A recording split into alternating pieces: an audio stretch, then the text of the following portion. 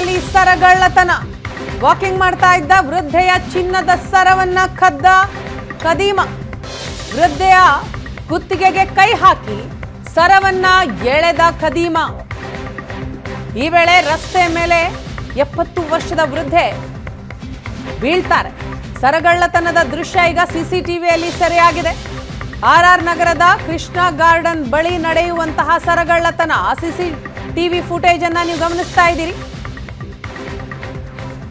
ಯಾವ ರೀತಿ ಕದೀಮ ವೃದ್ಧೆಯ ಸರವನ್ನ, ಕುತ್ತಿಗೆಯಲ್ಲಿದ್ದಂತಹ ಸರವನ್ನ ಎಳೆದು ಅಲ್ಲಿಂದ ಎಸ್ಕೇಪ್ ಆಗ್ತಾ ಇದ್ದಾನೆ ಅನ್ನುವ ಸಿಸಿಟಿವಿ ಫುಟೇಜ್ ಇದು. ಸರಗಳ್ಳತನದ ದೃಶ್ಯ ಸಿಸಿಟಿವಿಯಲ್ಲಿ ಸೆರೆಯಾಗಿದೆ.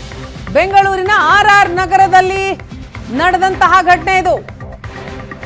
70 ವರ್ಷದ ವೃದ್ಧೆಯು ವಾಕಿಂಗ್ ಮಾಡ್ತಾ ಇದ್ದಂತಹ ಸಂದರ್ಭ ಅದು.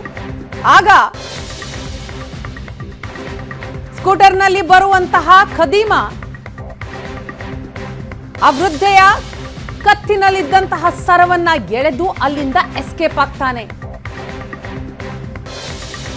ಆರ್ಆರ್ ನಗರದ ಕೃಷ್ಣ ಗಾರ್ಡನ್ ಬಳಿ ಈ ಸರಗಳ್ಳತನ ನಡೆದಿದೆ.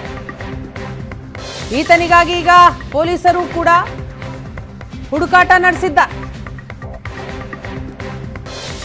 ವೃದ್ಧೆಯ ಕುತ್ತಿಗೆಗೆ ಕೈ ಹಾಕಿ ಸರ ಎಳೆದಂತಹ ಕದೀಮ ದೃಶ್ಯವನ್ನ ನೋಡ್ತಾ ಇದ್ದೀರಿ. ತಕ್ಷಣ ಆ ವೃದ್ಧೆ ಬ್ಯಾಲೆನ್ಸ್ ತಪ್ಪಿ ಕೆಳಗೆ ಬೀಳ್ತಾ.